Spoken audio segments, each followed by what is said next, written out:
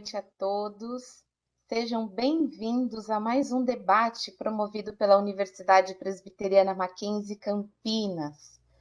Contamos sempre com o apoio do Mackenzie Soluções, uma área de negócios que atua no mercado corporativo, desenvolvendo estratégias de melhoria de performance e sustentabilidade financeira, oferecendo também diversos cursos customizados de educação executiva. Esse e os próximos debates tratarão dos principais temas que serão aplicados no MBA Internacional de Gestão de Pessoas de Alto Impacto Econômico. Esse MBA terá início no dia 16 de setembro desse ano e o processo seletivo está com as inscrições abertas. O link você confere aí no nosso bate-papo. Esse MBA ele será ministrado por 24 professores de 9 países, executivos de grandes empresas. Serão 4 certificações internacionais, 3 cursos de extensão opcionais nos Estados Unidos, Brasil e Portugal. E ainda terão créditos para mestrados na União Europeia. Mas, para o debate de hoje, nós contamos aqui com honrosa presença do senhor Marco Ornelas, diretor de conhecimento da ABRH São Paulo, que é parceira desse MBA, e do professor do MBA, Pedro Martins, que é CEO da PME Hub e que é coordenador também desse MBA. Você que está conosco essa noite, pode participar conosco enviando aí os seus comentários, as suas dúvidas, através do box do bate-papo. Queremos dar boa noite a todos e passar a palavra, então, ao professor Pedro Martins. Boa noite, professor. Em primeiro lugar, agradecer a Ornella estar hoje conosco. É uma enorme honra e um prestígio para nós podermos contar com a sua colaboração.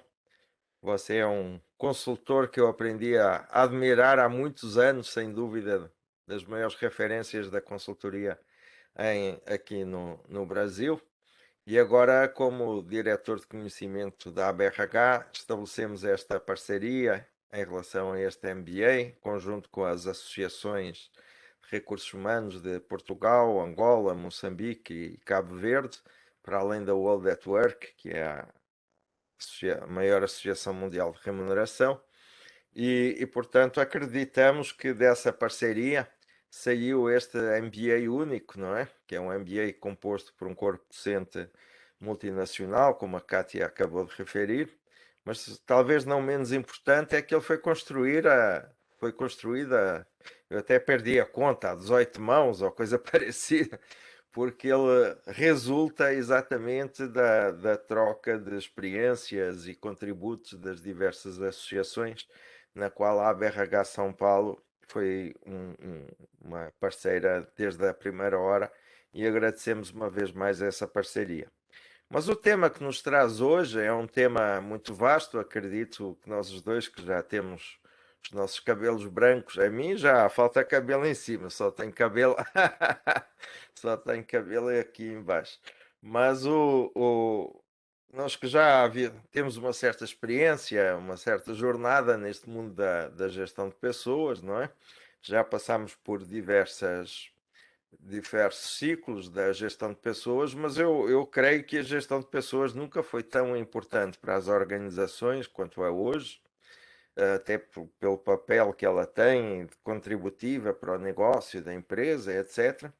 E a formação dos profissionais de recursos humanos, consequentemente, nunca foi tão exigente quanto isso. Eu acho que há um movimento pendular, passamos quase daquela período da sensibilidade e bom senso, não é?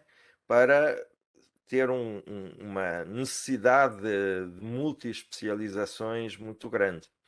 Mas eu gostava exatamente de lhe pedir uma visão global dos desafios da formação do profissional contemporâneo de gestão de pessoas.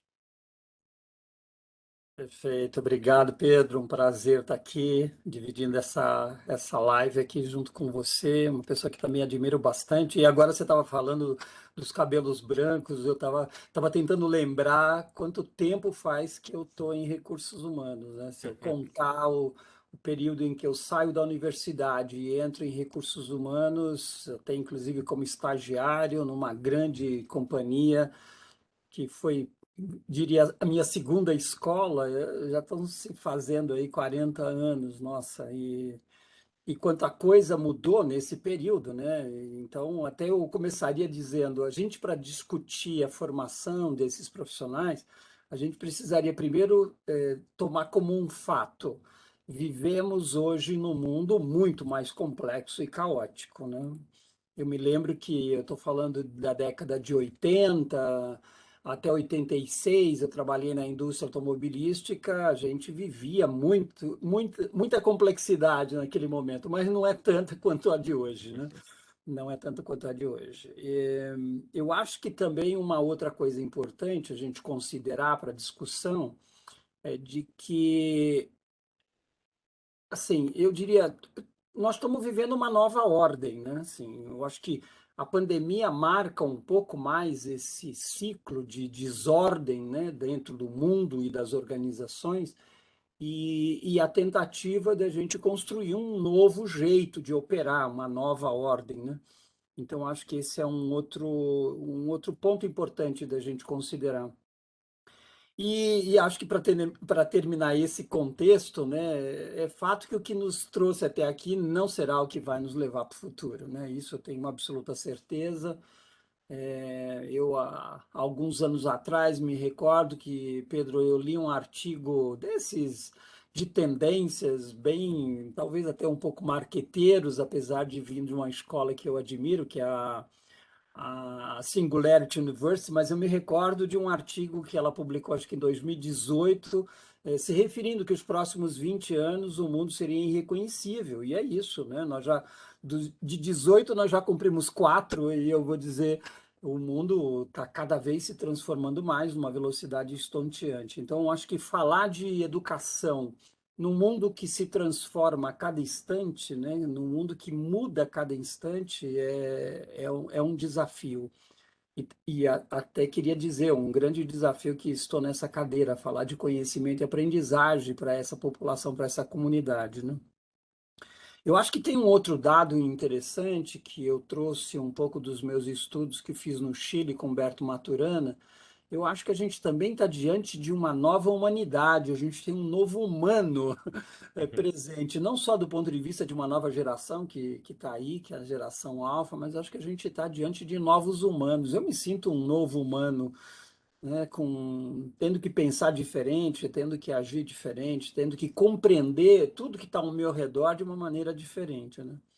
Então, para mim é isso, né? Eu até gostaria, para passar a bola para você, recordar eu gosto muito do Urit, é um pensador muito importante para nós de recursos humanos, mas no último desenho das disciplinas e das competências que ele lançou o ano passado, ele coloca no centro a nossa competência, a nossa disciplina de simplificar o complexo, né?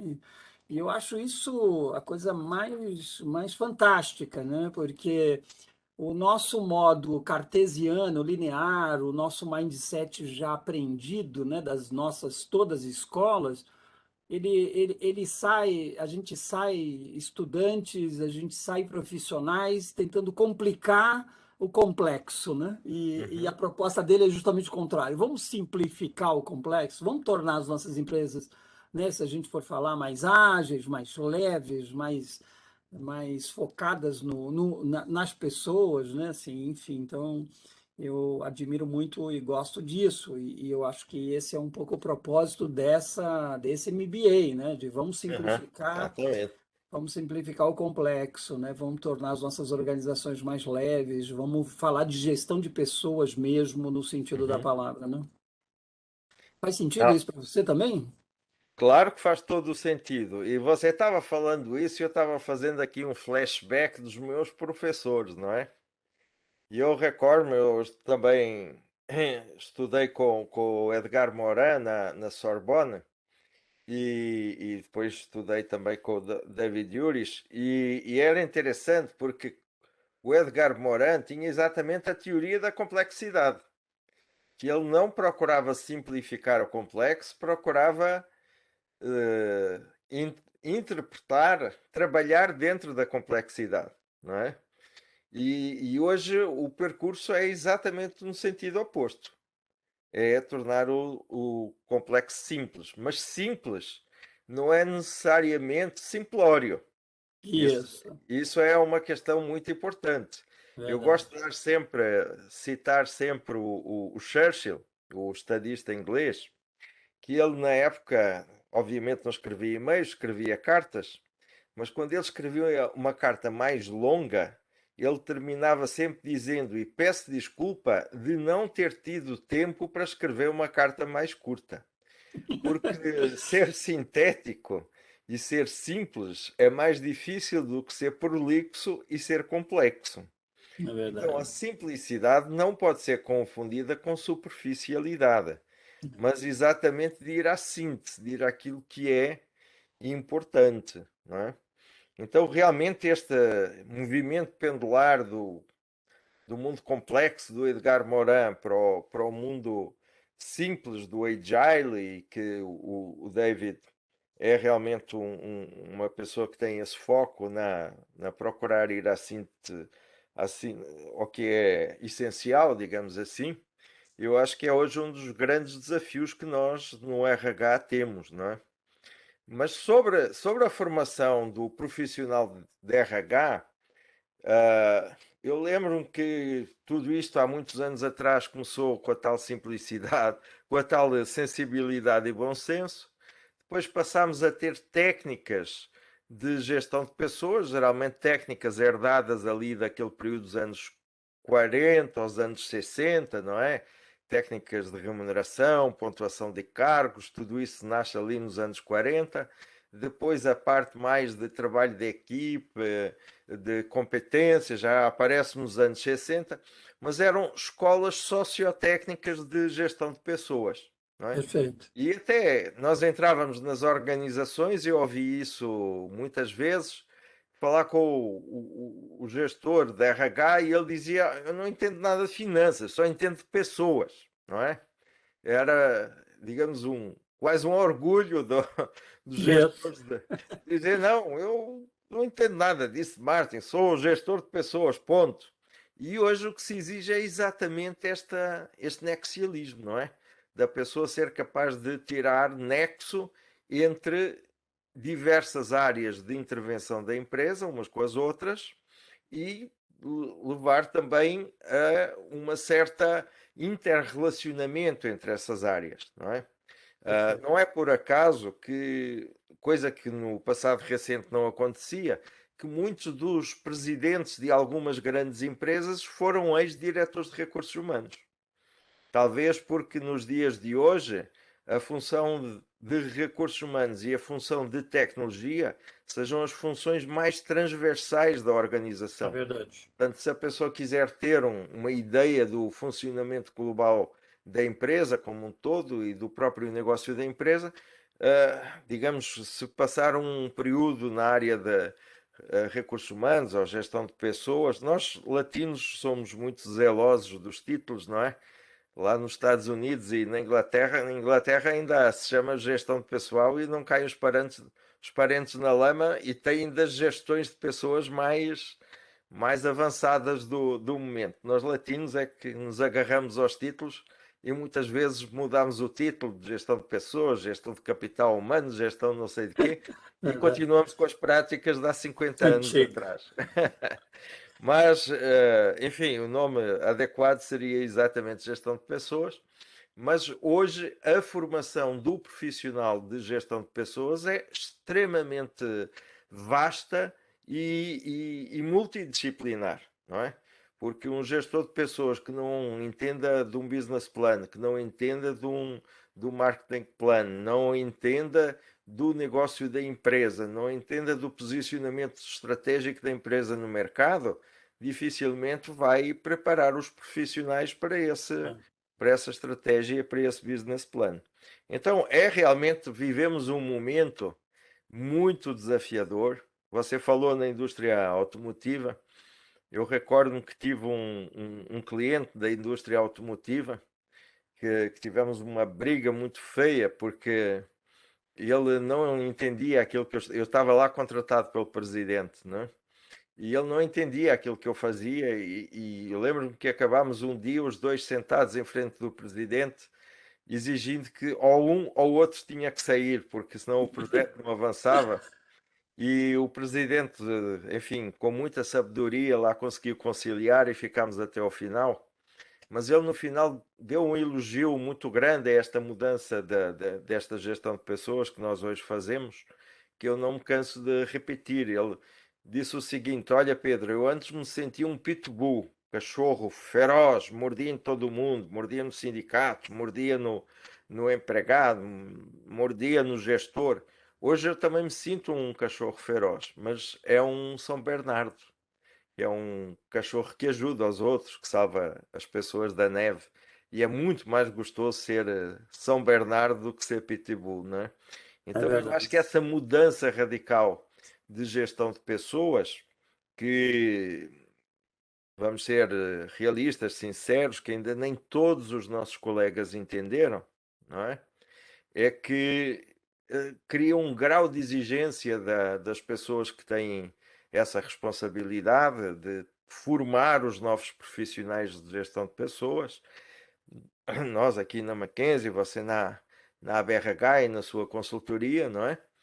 Que é também para nós um desafio muito grande, porque nós também não estávamos há pouco tempo capacitados para esta nova demanda. Então estamos todos a aprender e a ensinar ao mesmo tempo, não É é? verdade. E isso eu acho que é maravilhoso, que é chegar a este ponto da nossa vida profissional, valeu a pena todas as dificuldades que eventualmente tivéssemos que passar. É, eu acho que como a gente está falando de transformações muito rápidas e muito diárias, né? Elas estão acontecendo agora mesmo, enquanto a gente está conversando aqui, alguma mudança está acontecendo e vai ter um impacto na nossa vida a pouco, daqui a pouco. Tem alguma inovação sendo criada, tem um novo modelo sendo implementado. Então, eu vejo que o aprender e o construir a solução, o testar, aplicar, prototipar, enfim, esses nomes todos, eles estão tudo junto e misturado. A gente aprende Claro, fazendo, né? Então, é importante que a gente perceba que formações como essa, elas trazem também a prática e permitem com que a gente já vá testando e validando essas soluções, né? Eu acho que, voltando também a um comentário seu, para mim, o RH precisa olhar muito mais para fora, né?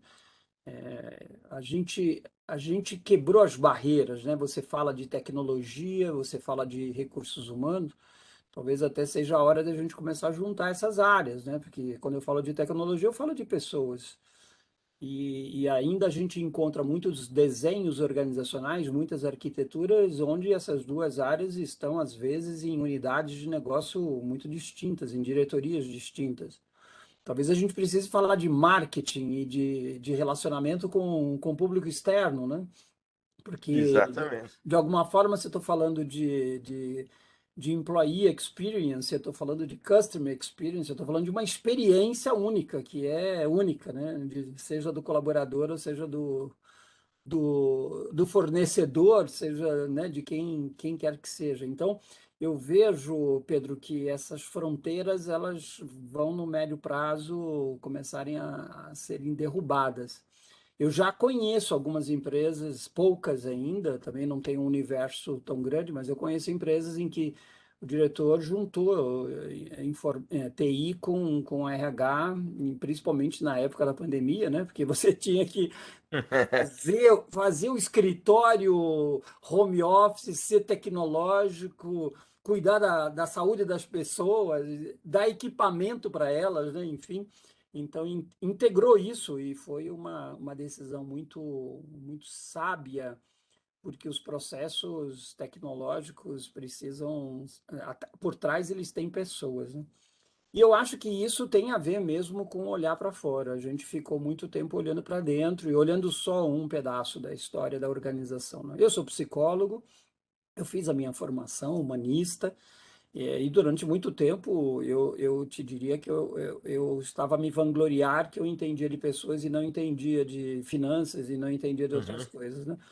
É evidente que eu precisei ir conhecer outros universos e hoje me sinto, ainda que não sou um especialista em outras áreas, consigo entender a lógica disso e essa integração sistêmica, né? Porque a gente tem a competência e a transversalidade para entender a organização, tanto do ponto de vista de, aí usando um pouco o Morin, tanto do ponto de vista de visão sistêmica, que vejo a floresta, mas também de ter uma Aham. possibilidade de ver as árvores e ver os gravetos embaixo e ver cada folha e cada galho, né? E as relações que isso tem. É muito interessante isso.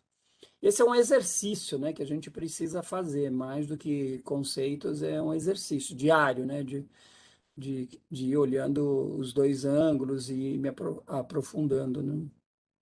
Não, isso é verdade. Mas sabe que eu conheço alguns casos, por exemplo, o Grupo Pão de Açúcar e outros, em que o Chief Digital Officer, o responsável da transformação digital, era um antigo diretor de recursos humanos, não é? Olha, Que assumiu esse papel. E também temos mais raro, mas o inverso também. Alguém da área de negócios ou da área de tecnologia passar para a direção de recursos humanos.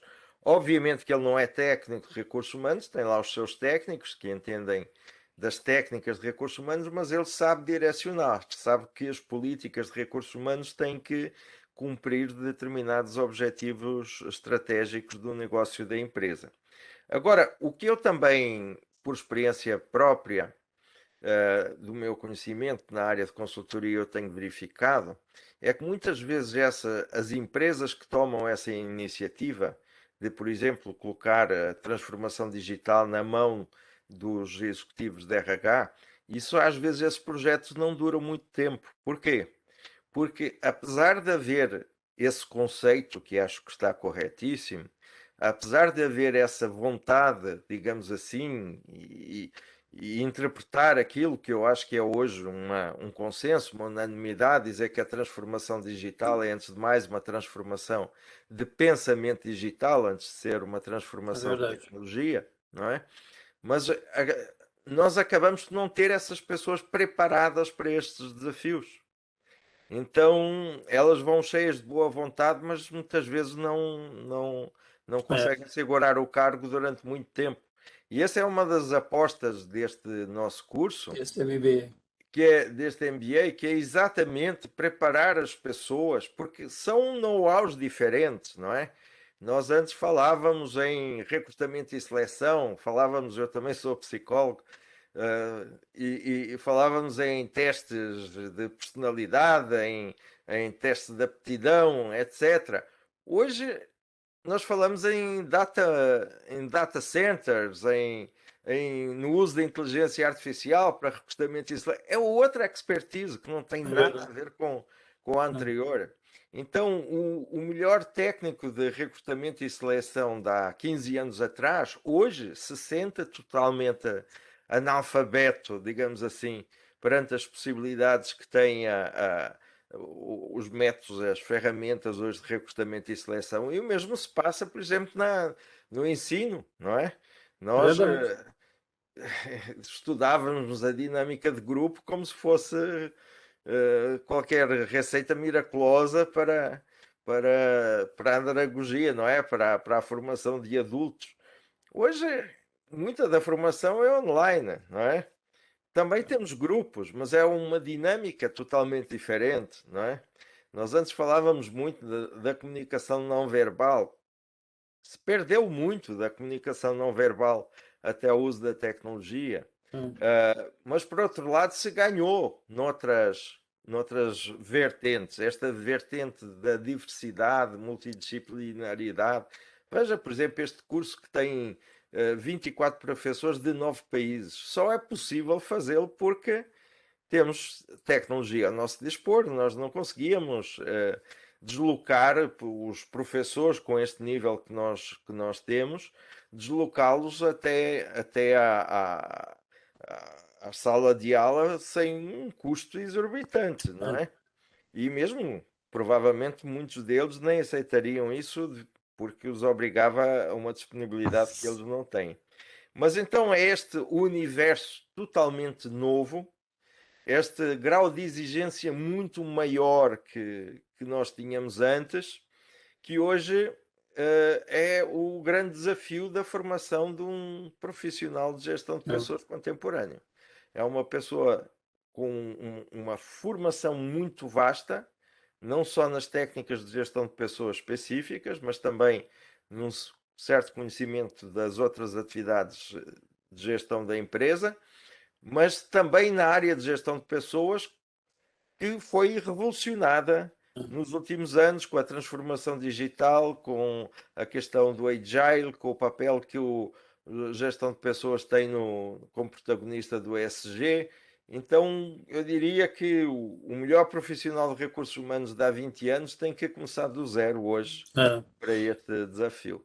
E acho que tem uma coisa muito legal nesse curso, e acho que está além de uma propaganda vazia, mas eu quero chamar a atenção de todo mundo que está nos assistindo, que essa possibilidade da gente ver diferentes culturas, né? E aqui não, de diferentes nacionalidades, de a gente discutir o mesmo tema com vários olhares, né? Seja por conta de um professor, né, que pode estar em uma outra localidade, como você, Pedro, que está em Portugal e tem, né, apesar de ter vivido muito tempo no Brasil, tem uma vivência lá fora, e eu acho que essas trocas elas são muito relevantes, né? A pluralidade, gente, é fundamental. A gente sozinho não sabe como vai descobrir as soluções para os problemas complexos. A gente precisa se juntar. Colaboração é fundamental. Ter visão de diferentes culturas é fundamental. Diversidade, pluralidade, a gente já falou bastante sobre isso e vem falando, é fundamental, né? Então, acho que esse, para mim, é o grande diferencial desse MBA, né? Dele ser internacional e dele abarcar professores e gente e alunos, né? De 9 países e de vários países, né? Muito interessante isso. Parabéns, Eu- não estou apoiando, né? Apoio como a BRH, mas apoiando muito grandemente essa iniciativa que é muito boa. Muito obrigado. Nós também estamos convencidos que estamos em certa medida, fazendo história, tanto na parte do ensino quanto na parte da gestão de pessoas, porque fomos à procura de temas muito avançados. Isso até foi interessante quando fomos escolher a bibliografia. Tivemos alguma dificuldade, porque o que havia ainda não eram livros publicados, mas papers ainda de pesquisa, ainda não estavam, digamos assim, compilados. Mas a nossa preocupação foi exatamente trazer tudo quanto era de mais contemporâneo e de mais avançado na gestão de pessoas. Bom, Ornelas, o tempo passa muito Rápido. rapidamente. Eu só lhe queria pedir, agradecer uma vez mais estar hoje, esta noite, aqui conosco. Tenho a certeza que os nossos ouvintes tiveram aqui um momento de grande aprendizagem com você e muito prazeroso, mas que nos deixasse aqui uma mensagem final e para depois passar à Kátia para fazer o encerramento. Eu vou ser muito simples, né? Eu acho que a gente precisa se dedicar a estudar e aprender, né? Assim, não estudar no sentido antigo, mas não estudar o tempo inteiro as novas coisas que estão sendo colocadas, né? O aprendizado é life, né? É aprendizado da vida, né? É a vida inteira, né? A gente já está falando de gerações que vão em expectativa de vida na casa dos 110, 116 anos, né? A gente está vendo nossos líderes e pessoas se indo com muita idade, né? Enfim, é isso. aprender é parte do movimento, né? De aprender, desaprender, reaprender e desaprender, um movimento contínuo, né? Eu acho que é isso. E é um convite para todo mundo vir para esse MBA que está espetacular, diferente, único, né? E acho que esse é o meu recado. Muito obrigado, Ornelas. Foi uma honra e um prazer estar esta noite aqui com você. Legal, obrigado, Pedro. Por favor, Kátia. Muito obrigada, professores Marco Ornelas, muito obrigada, professor Pedro. Isso só foi um pouquinho, né, do que nós teremos nesse MBA, né, e fica aqui o nosso agradecimento, né, por terem aceito o nosso convite em participar desse debate e compartilhado conosco, né, e com o público tantas contribuições, né. Agradecemos também novamente a equipe do Mackenzie Soluções que nos ajudou na organização, a Universidade Presbiteriana Mackenzie em Campinas por todo o apoio, por sediar também esse MBA e por você que nos acompanhou em mais um evento, né? O nosso próximo debate acontecerá na próxima terça-feira, dia 19, às 19 horas, e será nessa mesma plataforma. O tema traz aí dois grandes assuntos, né? Cultura organizacional e competitividade empresarial. Assuntos também que serão tratados nesse MBA. O link para inscrição você encontra aí no nosso bate-papo ou no QR Code que está aí na sua tela. E para mais informações do MBA Internacional de Gestão de Pessoas de Alto Impacto Econômico, acesse o site do Mackenzie. Então, agradeço a todos por estarem conosco e boa noite a todos vocês. Muito obrigada.